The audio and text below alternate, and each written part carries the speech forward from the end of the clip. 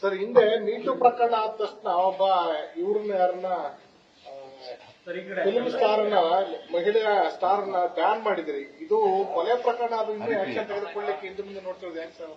Ban ಮಾಡಿರೋ ವ್ಯವಸ್ಥೆ ಇಲ್ಲ ಸರ್. ಈಗಾಗಲೇ ನಿನ್ನೆ ಕೂಲಂಕುಷವಾಗಿ ಇದ್ರ ಬಗ್ಗೆ ನಾನು ಎಲ್ಲ ಮಾಧ್ಯಮದ ಮೂಲಕ ನಿಮ್ಮ ಪ್ರಿಂಟ್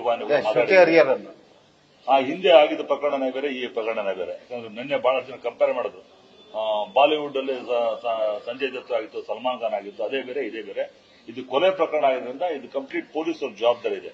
ಅದು ಕಾನೂನು ರೀತಿಯಲ್ಲಿ, ಕಾನೂನು ಅಡಿಯಲ್ಲಿ ಬಹಳ ಪ್ರಾಮಾಣಿಕವಾಗಿ, ಟ್ರಾನ್ಸ್ಪರೆಂಟ್ ಆಗಿ ಅವರು ಎನ್ಕ್ವೈರಿ ಮಾಡ್ತಿದ್ದಾರೆ. ಎನ್ಕ್ವೈರಿ ಆಗೋ ತನಕ ನಾವು ಯಾವುದೇ ತರದ ಆಕ್ಷನ್ ತಗೊಳಕ್ಕಾಗಲ್ಲ. ಅನ್ಲೆಸ್ ಅಂಟಿಲ್ ನಮ್ಗೆ ಎಫ್ಐಆರ್ ಅಲ್ಲಿ ಯಾರ್ಯಾರು ಏನ್ ಪೊಸಿಷನ್ ಇದೆ, ಯಾರ್ಯಾರು ಅಕ್ಯೂಸ್ ಇದ್ದಾರೆ ಅದು ಗೊತ್ತಾಗತ್ತಂಗ ತಗೊಳಕ್ಕಾಗಲ್ಲ. ಯಾಕಂದ್ರೆ ಸಾಕಷ್ಟು ನಿರ್ಮಾಪಕರು ಅವರು ನಂಬಿಕೆ ಇಟ್ಕೊಂಡು ಸಿನಿಮಾಗಳನ್ನ ಮಾಡಿ ಅರ್ಧಕ್ಕೆ ನಿಂತಿದ್ದಾವೆ.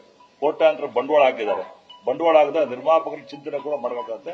ಅದರಿಂದ ಆ ದೃಷ್ಟಿಯಿಂದ ಅದ್ರ ಬಗ್ಗೆ ಬಹಳ ಕ್ಲಿಯರ್ ಕಟ್ ಆಗಿ ಹೇಳಿದ್ದೀನಿ. ಇವತ್ತು ಬಂದಿರೋ ವಿಚಾರ ಒಂದೇ, ನಮ್ಮ ನಿರ್ಮಾಪಕರ ಸಂಘದ ಕಟ್ಟಡ ಮೊದಲನೇ ಬಾರಿಗೆ, ಪ್ರಪ್ರಥಮ ಬಾರಿಗೆ ನಮ್ಮ ಸೌತ್ ಇಂಡಿಯಾದಲ್ಲಿ ಯಾರು ಕಟ್ಟದಿರುವಂತ ದೊಡ್ಡ ಕೆಲಸ ಮಾಡಿದ್ದಾರೆ. ಆ ಭವ್ಯವಾದ ಭವನದ ಕಟ್ಟಡದ ಉದ್ಘಾಟನೆಗೆ ನಾವು ಬಂದು ಡಿ ಕೆ ಶಿವಕುಮಾರ್ ಸಾಹೇಬರಿಗೆ ಮಾನ್ಯ ಉಪಮುಖ್ಯಮಂತ್ರಿ ಕೇಳಿದಾಗ ಬಹಳ ಸಂತೋಷದಿಂದ, ಬಹಳ ಖುಷಿಯಾಗಿ ಇಂಥ ಒಂದು ಕಟ್ಟಡ ಕಟ್ಟರು ಬಹಳ ಸಂತೋಷ ಆಗುತ್ತಪ್ಪ, ನಾನು ಖಂಡಿತವಾಗ್ಲೂ ಬರ್ತೀನಿ ಅಂತ ಒಪ್ಕೊಂಡಿದ್ದಾರೆ. ಅದಕ್ಕೆ ಚಿತ್ರೋದ್ಯಮ ಪರವಾಗಿ, ನಿರ್ಮಾಣ ಸಂಘ ಪರವಾಗಿ ಅಭಿನಂದನೆ ಹೇಳ್ತಾ ಅಷ್ಟೇ ವಿಚಾರ ಬಿಟ್ರೆ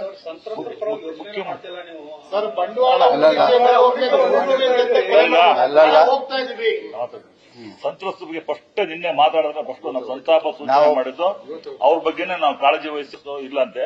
ಅವ್ರು ಯಾವ್ದೋ ಒಂದು ಬ್ಯಾಡಗಿ ಊರಿಗೆ ಹೋಗಿದ್ದಾರೆ ಅಂತಿಲ್ಲ. ಅದರವೈಸ್ ಇವತ್ತೇ ಬೆಳಗ್ಗೆಯಿಂದ ಹೊರಡೋ ಪ್ರೋಗ್ರಾಮ್ ಇತ್ತು. ನಾಳೆ ಬೆಳಗ್ಗೆ 9 ಗಂಟೆಯಿಂದ ಹೊರಟಿ ಅವ್ರಿಗೆ ಮಾತುಕತೆ ಹಾಕೊಂಡು ಸಾಂತ್ವನ ಹೇಳಿ ನಾವೇನು ಮಾತುಕತೆ ಆಡ್ಕೊಂಡು ಅವತ್ತು ಮಾಧ್ಯಮದ ಮೂಲಕ ತಿಳಿಸ್ತೀವಿ ಅಷ್ಟೇ ಸರ್. ನಮಸ್ಕಾರ. ಇದು ಒಂದು ಭಾಗ ಆದ್ರೆ ನಮಗೆ ಹೆಚ್ಚಿನ ಕಾಳಜಿ ಇರೋದು, ದಯವಿಟ್ಟು ಅರ್ಥ ಮಾಡ್ಕೊಳ್ಳಿ, ಏನು ನೊಂದಿರುವಂತ ಆ ಕುಟುಂಬಕ್ಕೆ ಆಸರೆಯಾಗಿ ಚಿತ್ರರಂಗ ನಿಲ್ಲಬೇಕು ಅನ್ನೋದೇ ನಮ್ಮೆಲ್ಲರ ಆಸೆ. ಆ ಕೆಲಸ ಖಂಡಿತವಾಗಿ ನಾವು ಮಾಡ್ತಾ ಇದ್ದೀವಿ. ಬೆಳಗ್ಗೆಯಿಂದ ಮಾಧ್ಯಮಗಳಲ್ಲಿ ದರ್ಶನ್ ಮತ್ತು ಅವರ ಗ್ಯಾಂಗ್ ಯಾವ ತರ ಆಪರೇಟ್ ಮಾಡಿದಾರೆ ಅಂತ ಒಂದು ವಿತ್ ವಿಡಿಯೋ ಸಮೇತ ಪಬ್ಲಿಷ್ ಮಾಡ್ತಾರೆ ಎಲ್ಲ ಮಾಧ್ಯಮಗಳಲ್ಲಿ. ಅಂದ್ರೆ ಇದುವರೆಗೆ ಅವರು ಆರೋಪದಲ್ಲಿ ಭಾಗಿಯಾಗಿದ್ರು ಅಂತ ಅನ್ನೋದು, ಅದು ನೇರವಾಗಿ ಅವರೇ ಮಾಡಿದ್ದಾರೆ ಅಂತ ಅನ್ನೋ ರೀತಿ ಎಲ್ಲ ಮಾಧ್ಯಮಗಳಲ್ಲಿ ವಿಡಿಯೋ ಸಮೇತ ಈಗ ಸಾಕ್ಷಿ ಸಮೇತ ಬಹಿರಂಗ ಆಗ್ತಿದೆ. ಈಗ ಅದು ವಾಣಿಜ್ಯ ಮಂಡಳಿ ಕಣ್ತಾರೆ ಇತ್ತ ಸರ್. ಖಂಡಿತವಾಗಿ ನೋಡಿ, ಉಪ್ಪು ತಿಂದು ನೀರು ಕುಡಿಬೇಕು. ದರ್ಶನ್ ಮಾಡಿದ್ರೆ ಆಕೆ ಅವರಿಗೆ ತಕ್ಕ ಶಿಕ್ಷೆ ಆಗಲಿ. ನಾವು ಅವ್ರ ಪರವಾಗಿ ಏನು ಮಾತಾಡೋದಿಲ್ಲ ಅಥವಾ ವಹಿಸ್ಕೊಳ್ಳೋದು ಇಲ್ಲ. ಆ ಒಂದು ಪೊಲೀಸ್ ಇಲಾಖೆಯಲ್ಲಿ ತನಿಖೆ ಆಗಲಿ. ತನಿಖೆ ಆದ ಮೇಲೆ ಎಫ್ಐಆರ್ ಆದ್ಮೇಲೆ ಕಾನೂನು, ನಾವು ಕಾನೂನು ಮೇಲೆ ಗೌರವ ಇಟ್ಟಿದ್ವಿ. ಕಾನೂನು ಯಾವ ಕ್ರಮ ಜರುಗಿಸುತ್ತೋ ಅದೇ ರೀತಿ ನಾವು ಕೂತ್ಕೊಂಡು ಕಲಾವಿದರ ಸಂಘ ಎಲ್ಲ ಚಿತ್ರೋದ್ಯಮವನ್ನು ಕರೆದು ನಾವು ಒಂದು ಸಭೆ ಮಾಡಿ ಅಲ್ಲಿ ಒಂದು ಅಂತಿಮ ತೀರ್ಮಾನಕ್ಕೆ ನಾವು ನಿರಪರಾಧಿ ಅನ್ನೋರ್ಗೆ ಪ್ರೂವ್ ಆಗೋರ್ಗೆ ಅವರೇ ಬರಲ್ವಲ್ಲ. ನಿರಪರಾಧಿ ಅನ್ನೋದು ಯಾವಾಗ? ಇನ್ನು 6 ತಿಂಗಳು ವರ್ಷ ಬೇಕು. ಅಲ್ಲಿವರೆಗೂ ಅವ್ರು ಬರೋದೇ ಇಲ್ವಲ್ಲ.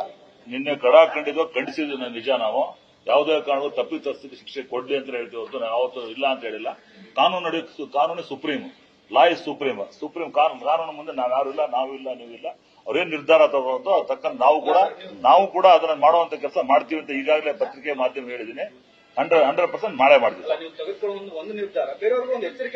ಈಗ 100% ತಗೊಳ್ಳೇಬೇಕು. ಇದೊಂದು ಮಾದರಿ ಆಗಬೇಕು, ಇದು ಗೊತ್ತಾಗಲೇಬೇಕು. ತಗೊಳ್ಳೋಂತ ಕೆಲಸ ನಾವು ಮಾಡ್ತೀವಿ.